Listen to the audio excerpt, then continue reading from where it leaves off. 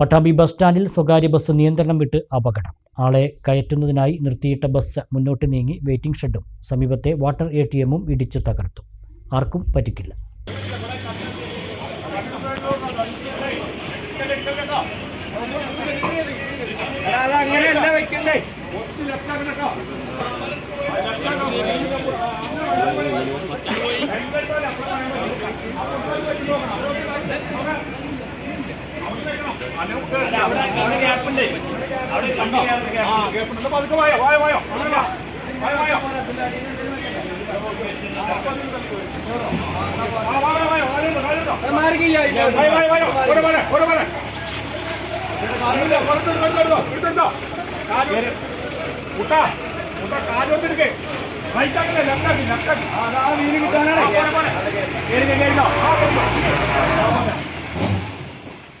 തിങ്കളാഴ്ച രാവിലെയാണ് അപകടമുണ്ടായത്.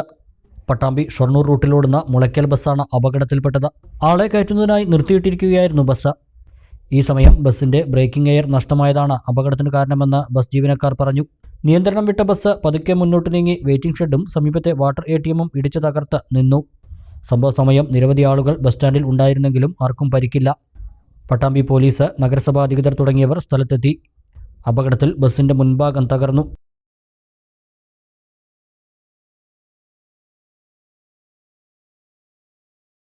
The world's greatest wedding collection. Emmanuel Silks, M Space Shopping Center, Mele Patambi.